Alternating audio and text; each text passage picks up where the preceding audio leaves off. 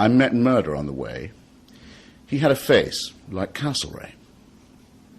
Now, a great deal of what Henry Kissinger has done to this republic and to its democracy and its constitution, and to countless defenseless populations and individuals around the world, a great deal of what he's done has actually been justified in point of saving face. I'm sure you know how the argument goes. If we don't kill all these people, everyone will think we've gone soft. Our face is at stake, our credibility. It's therefore a good thing there is a book here, although someone seems to want me to sign it, and it's got a thing on it. You won't mind if I know you know the face in a way, but just think. Who would you kill to save that face? To which massacre would you make yourself an accomplice to prevent that face from creasing with anxiety? You laugh. So you should. But if you have tears, prepare to shed them now. Because that was done on a gigantic scale. And in your name and with your money, though you can a shred of dignity can be saved, it wasn't done with your permission. At least they cared enough about you to lie to you about these things. But when they leaked out, it was usually a face-saving operation. In fact, it was the saving of face that Henry Kissinger himself gave as the justification when he was asked by President de Gaulle why he continued to bomb formerly French Indochina. He said, it's a matter of our face. Have you recently heard the phrase, orderly, peaceful, democratic transition of power? I'm just trying to brush your patriotic G-spot here. You have heard it, haven't you? You've heard it quite a lot recently. You've been perhaps prompted to think, why do they keep on saying that? Isn't it a bit suspicious that they keep on mentioning that we here have and enjoy an orderly, peaceful, democratic transition of power? If we really had an orderly, peaceful, democratic transition of power, why would there be a need for them to keep on telling us that we have an orderly, peaceful, democratic transition of power? Is there something sinister about the repetition of the phrase, orderly, democratic, peaceful transition of power? Is there something perhaps a little robotic or uncertain about it? Well, could be. What I want to speak about, and I'll be as terse as I decently can, is exactly that. Because the origins of the career of Henry Kissinger, the moment when he morphs, if you like, from being a mediocre, power-worshipping academic in search of a powerful patron, morphs from that into one of the most powerful people in American history and on the global stage, and the single greatest unpunished criminal so far unindicted. The moment when that happened was in the closing months of the 1968 presidential election in these United States. Now, we used to speculate that this had happened. Some people guessed that it had happened, hypothesized that it had happened, but I think I can claim from my book that it can now be documented as having happened, that that election was criminally subverted by a group of named individuals around candidate Richard Nixon, who in a very tight election in which the Johnson-Humphrey administration rested its entire claim on the Paris peace negotiations on Vietnam, because along with the rest of the political establishment, including Henry Kissinger, by the way, they had long concluded that the war had to be stopped. With that as the background, as I say, the Nixon gang, as I don't hesitate to call it, evolved a plan, a very simple one.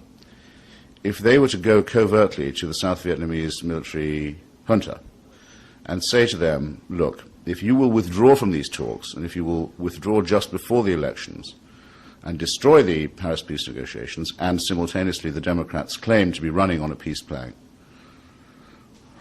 and should we become the government of the United States, we, the Nixon campaign, you will get a better deal from us. That's the essence of the deal. How can I speak about it without sounding as if I'm advancing a conspiracy theory? Very simply, it's taken a very long time, and a number of us in Washington have been working on it for years, but now we have the FBI transcripts because the Johnson administration, though it didn't share this with you, ladies and gentlemen, comrades and friends, brothers and sisters, did know this was did get wind of this treasonous, illegal, covert diplomacy, and placed bugs in Mr. Nixon's headquarters and on his plane and elsewhere. Legal bugs, by the way, but not bugs they wanted particularly to own up to. So we now actually have, and I've reprinted them for your delectation, we have the conclusive evidence of the evolution of this disgusting plan, which I want to spend a little more time on. There were two prongs to it. The first was Mr. Nixon, Spiro Agnew, and John Mitchell contacting the South Vietnamese military dictatorship and dealing with them and their representatives in Washington privately on the deal. The second was to have a spy at the Paris peace talks where Averell Harriman was conducting the negotiations, so to speak, openly, legally, constitutionally for the United States. And the person who attached himself to those negotiations and was trusted by many of the Democrats, Harriman, Holbrooke, and others whose names will be known to you, was Henry Kissinger, ostensibly there as a friend of Nelson Rockefeller and as a liberal Republican. And now we know that that's how he contributed. He was the one who forwarded the news to Nixon of what the United States negotiating position would be at any given moment. So Nixon had perfect knowledge in subverting the Democrats' election campaign of all that he needed to know. Now, it's a trivial objection to make, but all of that was highly illegal under the Logan Act, which specifically punishes private secret diplomacy by American politicians that undercut the negotiating positions of the United States. Every country must have some such law. That's what it's called in this country. And as I say, it took a very long time to establish it, but it now can be said to be true. And that's why Richard Nixon, who only met Henry Kissinger twice in those years, once very briefly to shake his hand, and the second to ask him if he'd like to be National Security Advisor. Pretty odd for someone who disliked even the presence of Jews in the room. That's how it was done. And a star was born. But, mark the sequel, the illegal mortgage, the covert lease that was taken out by that action on another 4 years of war, because the South Vietnamese military dictatorship did withdraw from the Paris peace talks, very abruptly, on the 3rd of November, just before the vote, perfectly as to time in point of the plan, expected that the deal was supposed to stick. And the Nixon administration behaved thereafter as if it was indeed supposed to stick. And so, in the next 4 to 5 years, 22,500 of the names you can find on the wall on the Vietnam Memorial in Washington were lost. And we don't know, and I sometimes think don't really want to know, how many walls we'd have to build to record the names of the Vietnamese civilians who were lost in the same period, whose lives were thrown away, murdered actually, nor to record the fact that the war was extended into 2 neutral countries, non-combatant countries, Cambodia and Laos, by carpet bombing concealed from Congress, and directed at civilian populations en masse. No one's ever going to know how many people are buried under that, but we know who ordered and supervised and intimately conducted it at any rate.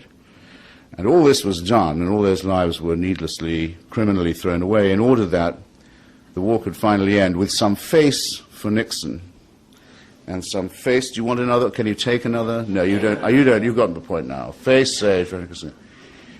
On exactly the same terms as had been on offer in Paris in 1968 from the Johnson-Humphrey administration. Now pause and consider that.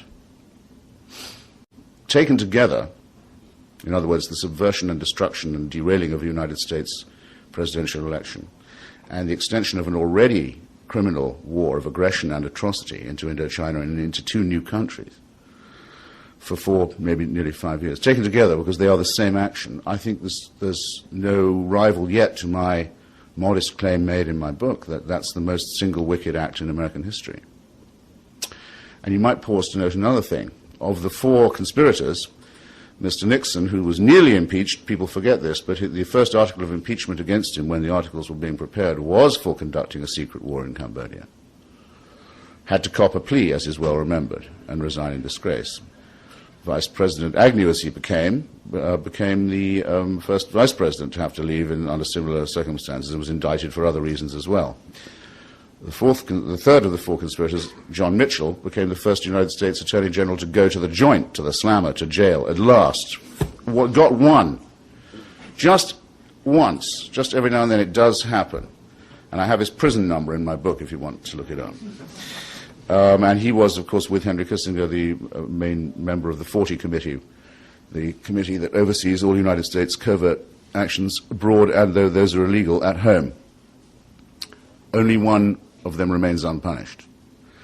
His impunity is beginning to look conspicuous, not to say obscene. So that's where we start with orderly, peaceful, democratic transitions of power. But it's not by any means where we end. I'll give golly, from a potential salad of examples. One might choose that of Chile.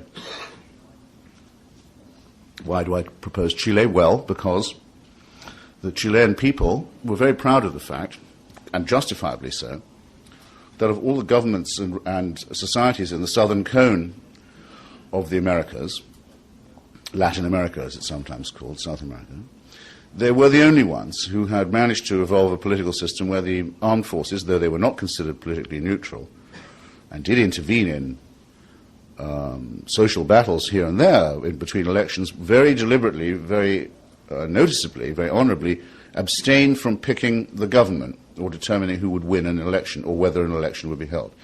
Chile had an unbroken record, in other words, of peaceful, democratic, orderly transition of power.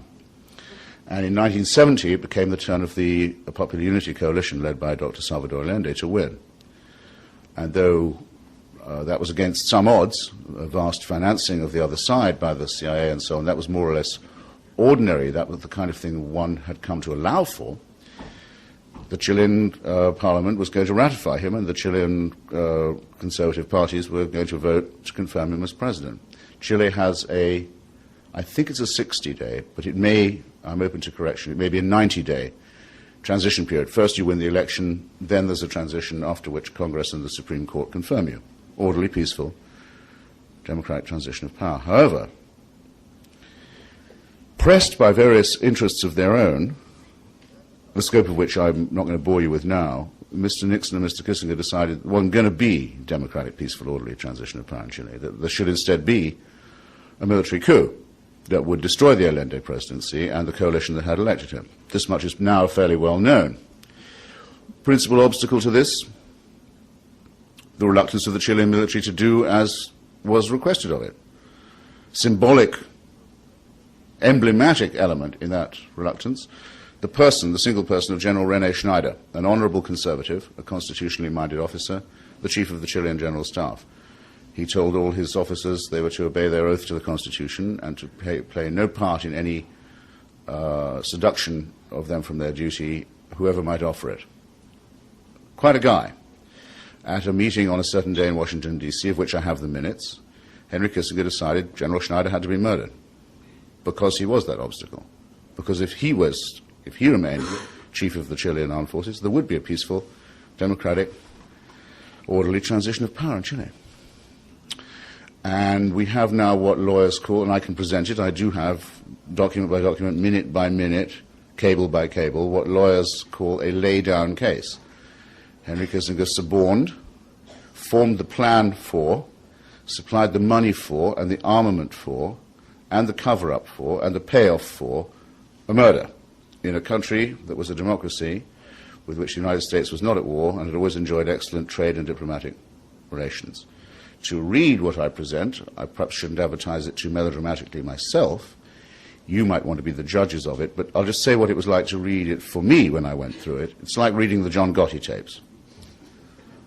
Not just the tones of voice and the thuggishness, the vulgarity, the greed, and the certainty that everyone can be bought. Not just that, but the way in which a wet job, a hit, is actually planned and executed. For example, you might ask yourself, I was challenged on this by some right-wing cretin the other day in a television series. He said the Chilean fascists, he didn't deny, there was a Chilean fascist organization with a proven record of violence that had actually tried to overthrow the Christian Democratic government in Chile from the right a few years before. So there were identifiable men of fanatical, violent tendencies, proven records of violence, who had been found by Kissinger for the operation and given the guns. This man wanted to know, well, they had guns already. Why did the U.S. Embassy want to give them guns? I said it wasn't the embassy. They were sent from Washington all the way in the diplomatic bag, with special serial numbers to be given to these people. Well, ask yourself the question. This is where the criminal mentality it becomes so evident. Of course they had guns of their own. They were nothing but gun nuts and, as I say, political fascists. What they wanted was the proof that the United States government was really on their side. That's what they had to be given. That's why the guns had to be sent through the diplomatic bag, to impress them so they could impress others. You might not believe this, but our plan has Washington's support, and so it did. And it took 3 tries to kill General Schneider. And every time there was a failure, there were urgent cables from Washington. What are you doing? Why have you failed? I have them all. Try again. Try harder. The money was then paid to the gang, and the arrangement was made to conceal the complicity from investigators in Santiago and also in Washington, D.C., to this day, but not for much longer. And I will just tell you something that might make you have a little holiday in some of your hearts, as it does in some of mine, so in mine, some of the time, or some of my heart, if you like. the bit that hasn't been shriveled by exposure to this. I must pick my words with care. Now that all this evidence is in, there is nothing to stop the relatives of people murdered in Chile from bringing a suit under the Alien Tort Claims Act in the United States against named identifiable American officials and accusing them, it's a civil suit, but accusing them of murder, kidnap, torture, and disappearance. And I know that there is such a group of Chileans and that they are going to bring such a suit, and Henry Kissinger's name is going to be on it.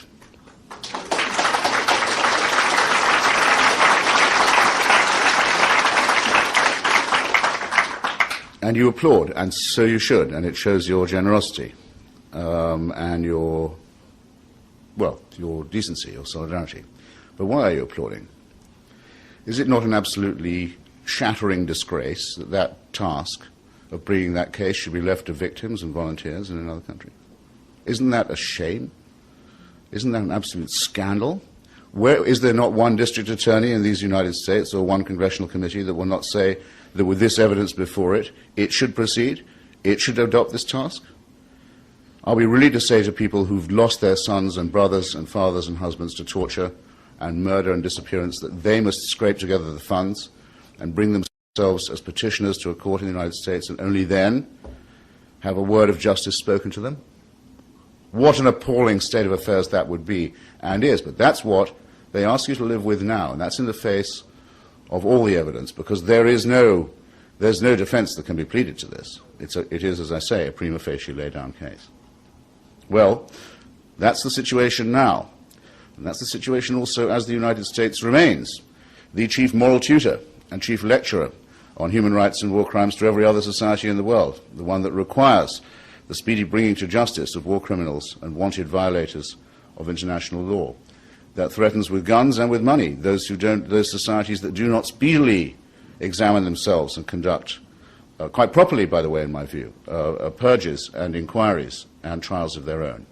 But how much longer do you think this ridiculous dichotomy, this morally shameful and legally impossible dichotomy can be allowed to persist? Well, we don't know how long, but in that interregnum, the case of Henry Kissinger becomes the salient one, the test case.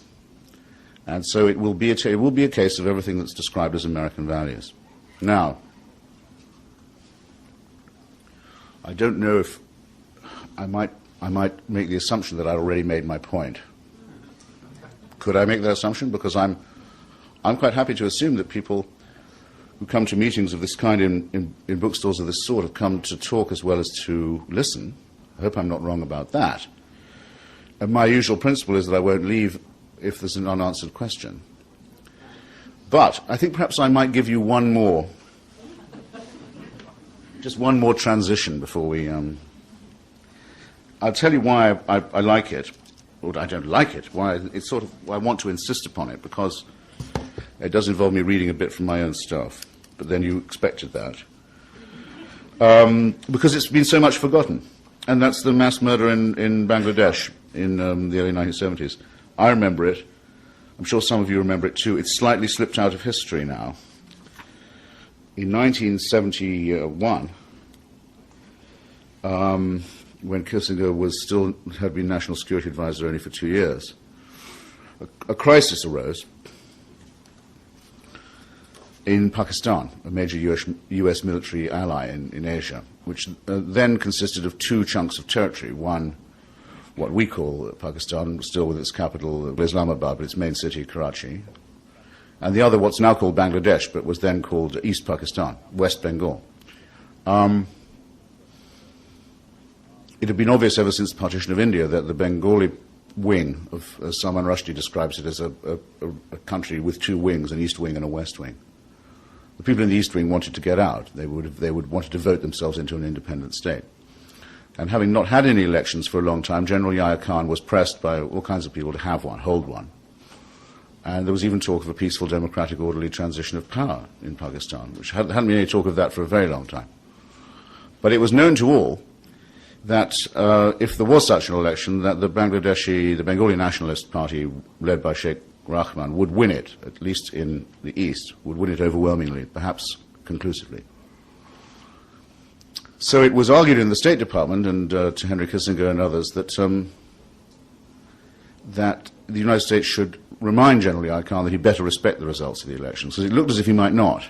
But no message of that kind was ever sent. None whatever. So when they did, the Bengalis, win the elections, first General Yahya Khan cancelled the elections, then he dissolved the parliament, then he arrested all the people who'd won the elections. And not content with that, he unleashed the Pakistani army in Bengal in an operation that was described at any rate by the American accredited diplomats on the spot as genocidal. It certainly had every appearance of a genocide. In other words, it had been long concerted. And though it was very indiscriminate in point of the mass of the people, we think, we are not, again not certain, and it may be indecent to speculate, but probably not less than 3 million Bengalis were killed in this bloodbath. But it was also, as other genocides are, rather specific and intimate. In other words, in the first day or so, the army rounded up and killed all the intellectuals, all the journalists, all the lawyers, all the academics, all the journalists and broadcasters in the capital city, trying, so to speak, to decapitate a Bengali nationalism. And the best remembered symbol of this was the laying of an ambush, the setting up of a machine gun barrage outside the women's dormitory in the university. Then a fire set at the back of the dormitory, and the women students machine gunned as they ran out. This was repeated across the city. Two telegrams were sent at that point, one from Pakistan to Washington and one from Washington to Pakistan. I'd like to read you the first one, which came from the consul, the ambassador, in fact, in Bangladesh. His name was Archer Blood. He should be remembered not just for his name, but as a good man with a good staff, and it was signed by almost every single person in the U.S. Embassy in Dhaka, and it was sent on the 6th of April 1971 back to Washington, and it said the following: our government has failed to denounce the suppression of democracy. Our government has failed to denounce atrocities. Our government has failed to take forceful measures to protect its citizens, while at the same time bending over backwards to placate the West Pakistan-dominated government. Our government has evidenced what many will consider moral bankruptcy, ironically at a time when the USSR has sent President Yahya Khan a message defending democracy, condemning the arrest of a leader of a democratically elected majority party, incidentally a pro-Western one, I'm still quoting, and calling for an end to repressive measures and bloodshed. In this conflict, in which, I'm italicizing this as they did, in which unfortunately the overworked term genocide is applicable, when that 20-signature message from the US diplomatic office in Dhaka arrived in Washington, it was signed by a further 9 of the senior officers for Asia in the State Department, and that it remained for some time the most widely publicized and the one most widely signed and promulgated by professional civil servants in Washington in protest of a policy, until the mass resignations from Kissinger's staff over the invasion of Cambodia, another record he was later to set and break. So that was the telegram that Washington got. The telegram that Washington sent was signed by Henry Kissinger and sent to General Yahya Khan, and said, we thank you for the delicacy and tact with which you have handled this very difficult situation.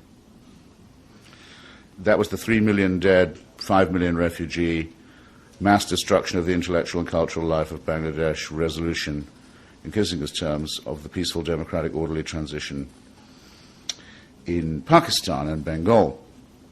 And I could go on. The East Timorese people are only this year beginning to recover enough feeling in their limbs to have the election that was promised them under international law in 1975, when they should have become independent as a Portuguese colony, but were instead handed over by Henry Kissinger to the genocidal rapacity of an Indonesian government that has since thought better of it and has renounced even its own claim to East Timor.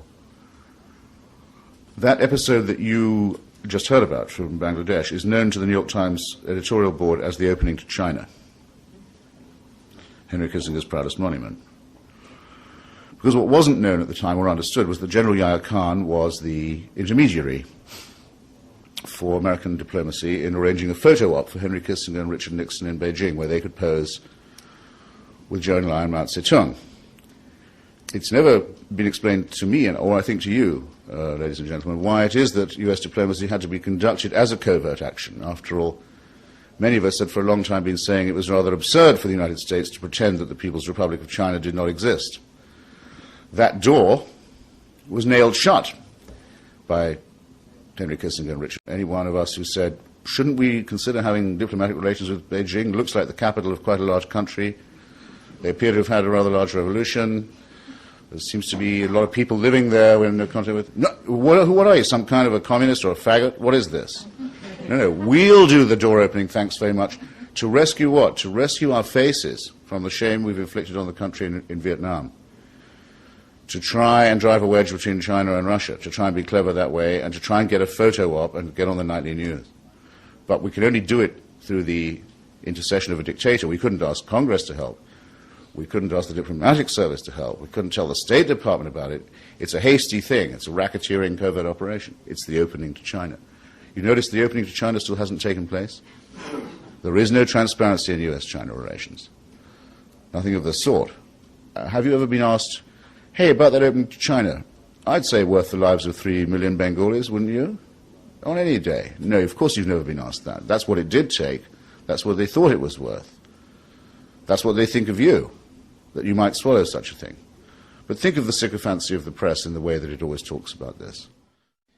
My profession has made this man, this assassin, this common murderer, this accomplice in mass murder and genocide, this accomplice in the breaking of American law, in the violation of the American Constitution, in the subversion of an American election, in the killing of many, many people much better than himself, to please a boss, Richard Nixon, the thought of whom in power now makes everybody gag, would make a maggot gag when you think about it. There's my prose going again.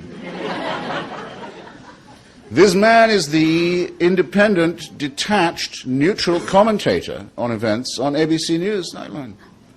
He's the syndicated columnist for the Los Angeles Times and the Washington Post.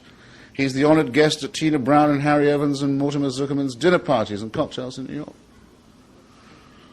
So it's a huge indictment of a craft, a trade. I won't call journalism a profession quite yet, but of a calling of which I haven't completely despaired. A very big indictment of that and of the role it plays in our culture.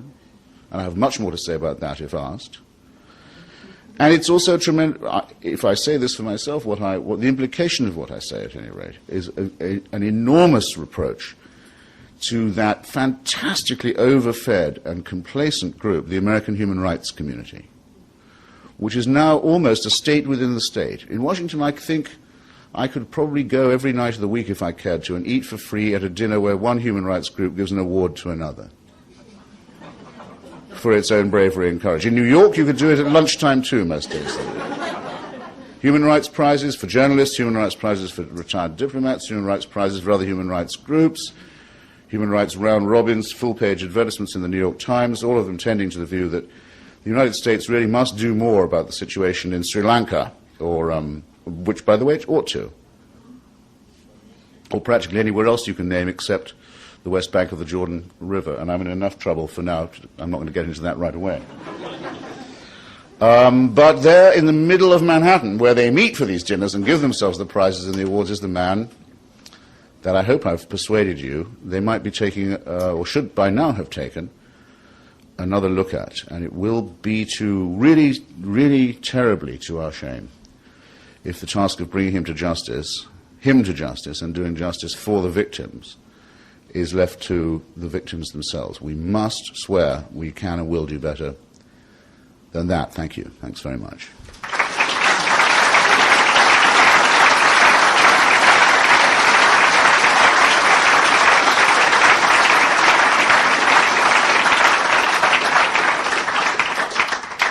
The lady asks, she remembers a lot of this too. Did she miss anything, or did nobody in 71 or so make any of these kinds of point? The answer is, I don't want to seem as if it all depends on me, because it does not. As I say in my book, I'm standing on the shoulders of a lot of people who tried to investigate it. That a good deal of work was done by the Church Committee, for example. A good deal of work was done by Seymour Hersh and some other reporters in Washington, especially on Chile, but that the extent and depth of it wasn't known until very recently. In fact, I've been doing this for years in Washington, for 20 years now.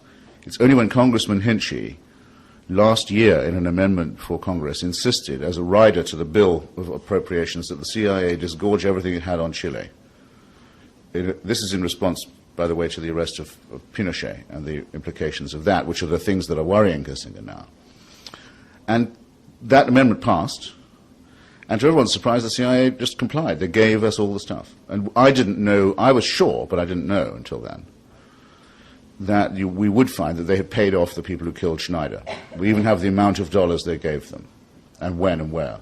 And the point in the ocean off Valparaiso where they threw the guns to conceal the evidence. We know it all now. That's why the relatives can sue if they want to. Because you can't just sue in general, any more than the British Special Branch could be told to go around. This is an event I'd really love to have seen, I must say. They weren't told go round to the clinic in London and arrest the Chilean junta. They were told, go round, you've got a warrant, go round to Mr. Pinochet's place and tell him he's nicked. Are you Augusto Pinochet? See. Well, I have here a warrant for your arrest. You may remain silent, but everything you say can be taken down and bloody well used in evidence against you. I would love to have seen that. And then 2 months of house arrest where he's only allowed to see Margaret Thatcher, which might not be cruel, but certainly unusual. Better still, because I was terrified when the British let him go on humanitarian grounds, because I know that the humanitarian grounds are the last thing that weigh with them. But better, he's on trial in Chile now. That's much better. Sir, I'm asked to comment on the following objection, really. Is there not a danger in focusing on Henry Kissinger in ignoring the fact that he's one of many executives of a policy of imperialism? You wouldn't find in me a very strong opponent of that view. But I would stipulate that, for example, when it came time to pay off the mortgage of the Vietnam secret deal that I talked about at the beginning, not many people in the Nixon administration were privy to that deal. Okay? And one of the things that was necessary for them to redeem it with their South Vietnamese partners was to pretend, what everyone in the political establishment had long since ceased to pretend, that the National Liberation Front of South Vietnam was not an indigenous force, right? That it was somehow Vietnamese infiltrating Vietnam from some other part, which was thought by most of the policy establishment to be a fantasy by then, and was. But the fantasy had consequences. It meant, but we could dry up this infiltration if we invaded Cambodia and Laos and bombed it flat, and then these other would be less trouble. Well, it has to be said to their credit that Melvin Laird, the Secretary of Defense, and William Rogers, Secretary of State, said, that's ridiculous. We're not going to invade Cambodia. Anyway, it's a violation of international law. There was a big argument within the administration about whether to do it.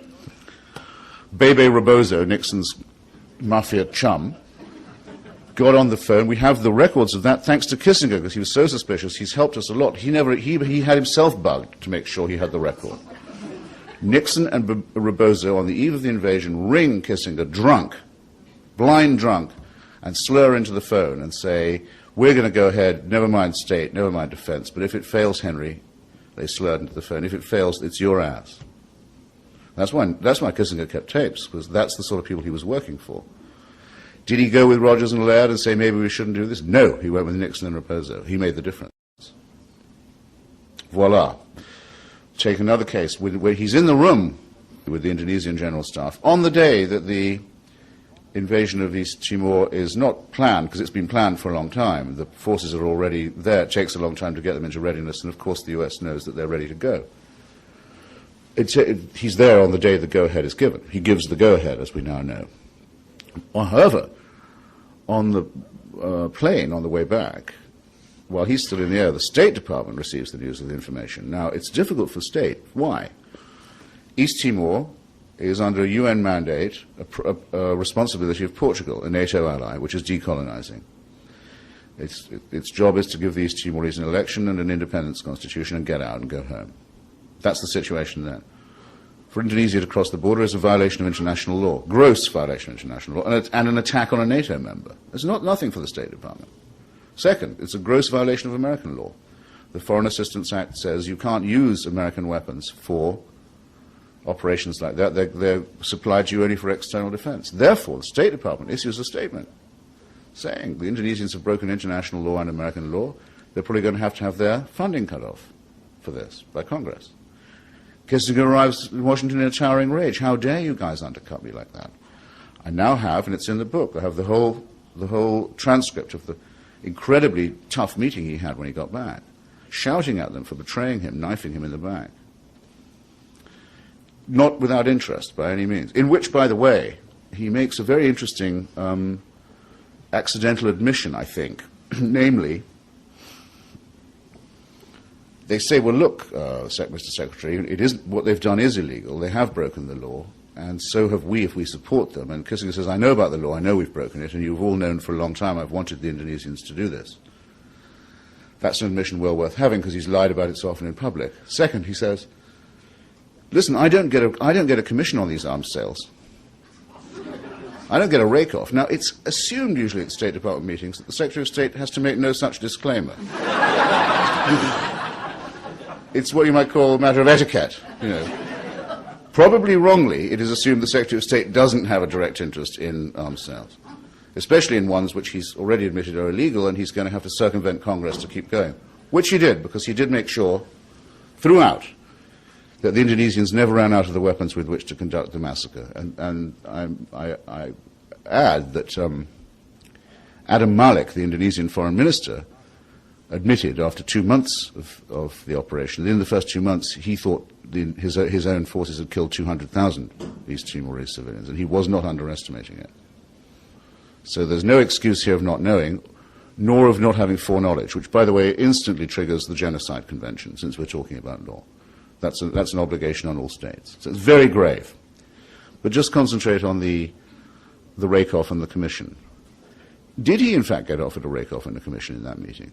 I now think it's not at all unlikely, because as soon as he ceased to be Secretary of State, he went into business with the Indonesians, and they gave him half of a gold mine, Freeport-McMoran gold mine, half share in one, in another disputed island that they don't really legally control, West Irian, Jaya.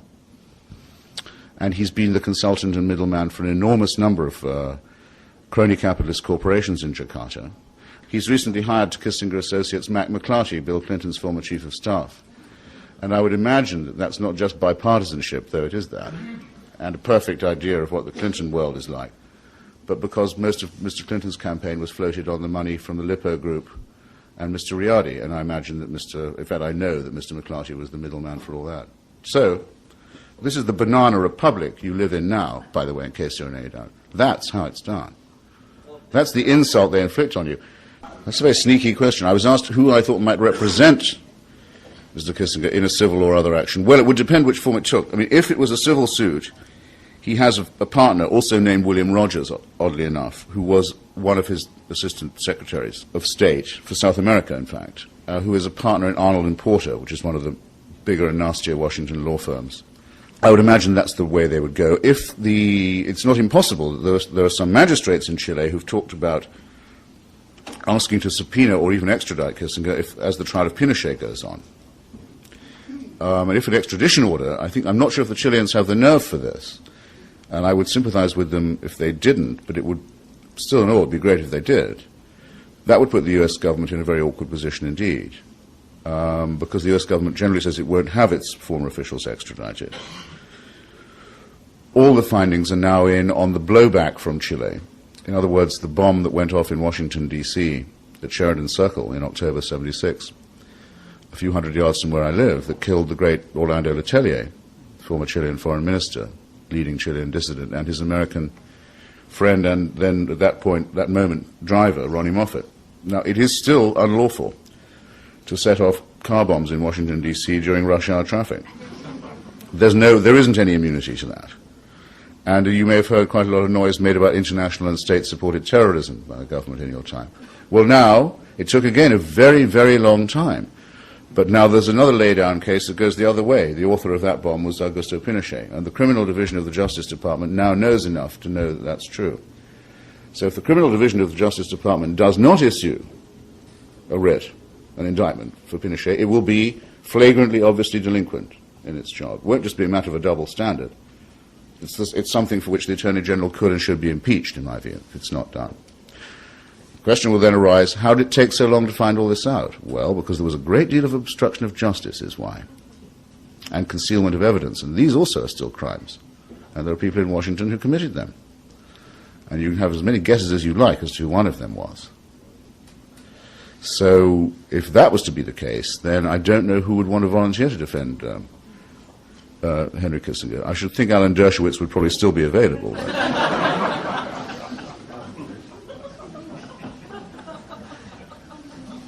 The questioner asked me to speculate on what other avenues of prosecution might lie open, whether a federal prosecution or congressional one or something in The Hague. To answer that in reverse order, the International Court of Justice at The Hague, which the United States is just a signatory to, though it has great reluctance for reasons that I think will be obvious to people to adhere fully, is quite properly not retrospective, or I think I mean retroactive. In other words, the Hague Court can't sit on any matter that occurred before it was set up. So we can't get Kissinger there. But it does condition the international atmosphere, because what happened when the British House of Lords confirmed the verdict against Pinochet was this: they struck down the defense of sovereign immunity.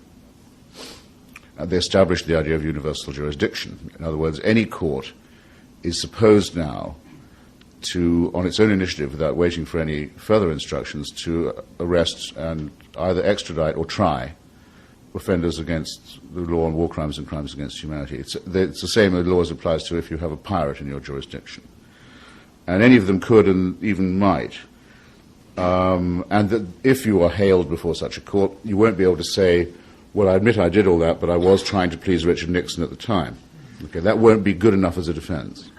I have a section in my book drawn largely from General Telford Taylor, who was the senior United States military prosecutor at Nuremberg, who wrote a book called Nuremberg and Vietnam, measuring the extent to which the United States had endangered its leading politicians by conducting the war in that way. And he wrote the book, by the way, before the invasion or bombing of Cambodia was known. And he said that, yes, they had transgressed the Nuremberg standard, and that this was no small thing, because as well as conducting the trials largely with its own judges, the United States had caused to be enshrined, the Nuremberg principles in the founding documents of the United Nations, of which the U.S. is you might say, the founding member, certainly the host and senior member to this day, and had stated publicly that the United States, would consider itself bound by the same standards it had applied at Nuremberg. The difficulty there would be that at Nuremberg, for a rather sinister or shady reason, aerial bombardment of civilians is somewhat sketchily defined as a war crime. Doing it in itself is not a war crime. I mean, the Anglo-American side had more, what would be the word? Perhaps embarrassment than to say that. But there are ways in which it can be found criminal, a judged criminal. And then, of course, there is the Genocide Convention, which mandates that states intervene to prevent and to punish genocide as soon as they become aware of it. It's in the atmosphere, in other words. A great change was made with the arrest of Pinochet. Jorge Castañeda, for example, the new Mexican foreign minister, recently decided Mexico, having arrested, on a warrant from Spain, an Argentine death squad leader who'd been wanted for some time. Normally, Mexico would have sent him back to Argentina, where he could probably have expected to vanish.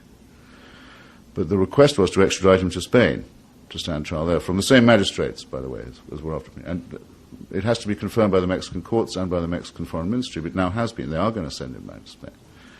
So the development in international law is quite uneven and somewhat ragged, but it's all in one direction at the moment. It's evolving towards universal jurisdiction and towards the abolition of sovereign immunity as a defense. So that's why the tape that I have of Kissinger with his publisher, very nervous about whether he's going to have to rewrite the Chile stuff and worried about the Chile precedent, is encouraging. He was quicker to see it than the human rights community was. I'm asked whether the political class, the criminal class in Washington, D.C., has any real conviction of its own rectitude or any ideological motivation, or whether it just is what it sometimes looks like. There are ideological types in Washington, D.C., no question about it. But if there had been a trial, if the impeachment of Nixon for Cambodia had gone ahead in the Congress, which I really wish that it had, because we would be living in a very different world if it had been allowed to do so.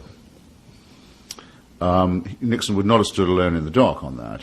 Kissinger would have had to stand there with him. And if the whole gang was arraigned and you had a sort of Nuremberg lineup, I would say that Henry Kissinger would not be the Goebbels of the thing, or the Himmler, or the Heydrich, but the Albert Speer.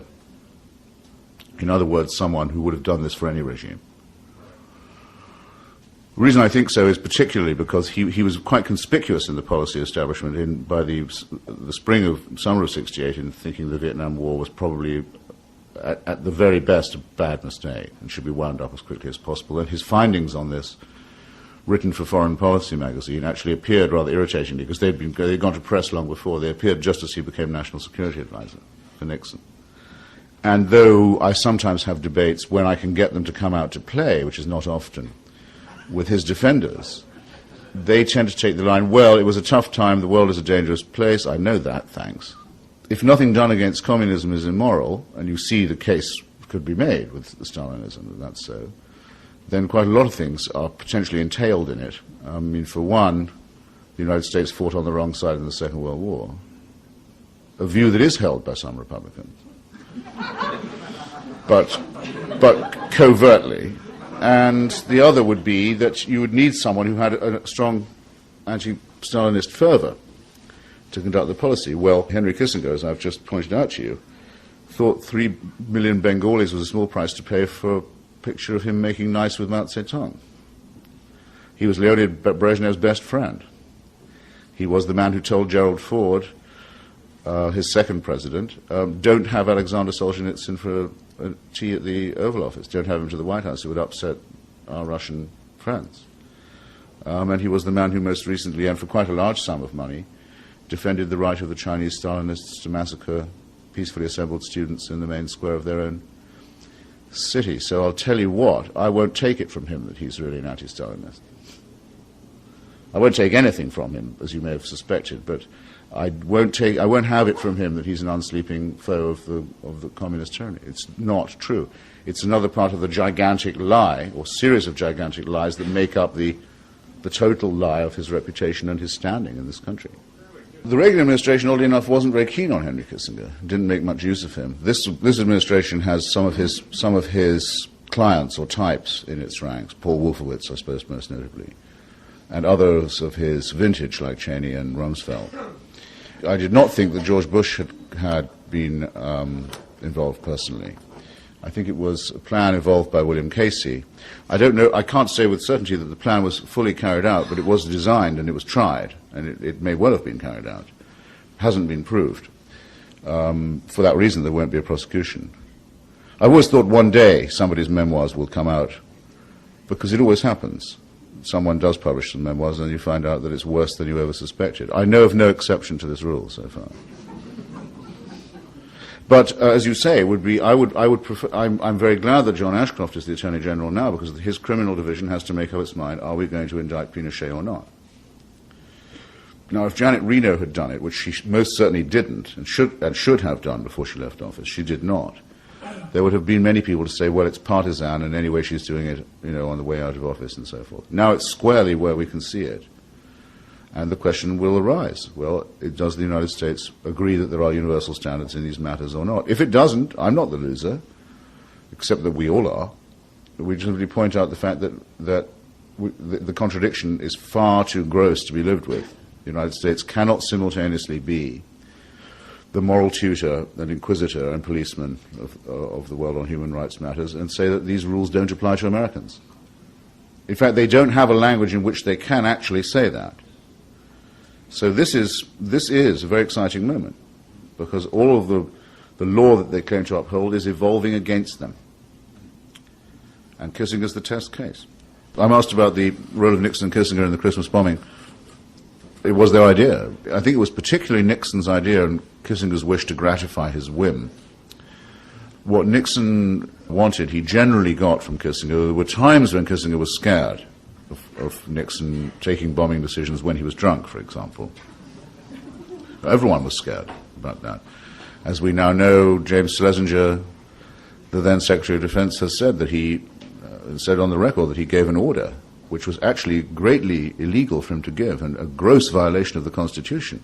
He told the Joint Chiefs, you're not to obey a presidential order unless it's countersigned by the Defense Department and the National Security Council. They were that scared that Nixon would either launch a nuclear strike or try and go for a military coup. And that's been confirmed, and it's confirmed with other witnesses to it in my book. I mean, I'm glad that Schlesinger broke the law in that way, I think. That's what it took to try, that's what the moral atmosphere of the Nixon administration was like. Kissinger's comment on the Christmas bombing was that we bombed the North Vietnamese into accepting their offer of concessions. That's his idea of a joke, too. In other words, the North Vietnamese had offered a bargain. The South Vietnamese, who were still acting in the spirit of the secret bargain they thought they had said, if you accept this, you'd be, giving in to communism. So while preparing to accept it, Nixon and Kissinger bombed Hanoi anyway to convince the South Vietnamese they weren't going soft. That's what they were committed to by the original sin, if you see what I mean. And that's why he actually openly said in front of the cameras, we're bombing North Vietnam into accepting our version of their concession, if you see what I mean. It's an extraordinary thing. Never, never to be forgotten.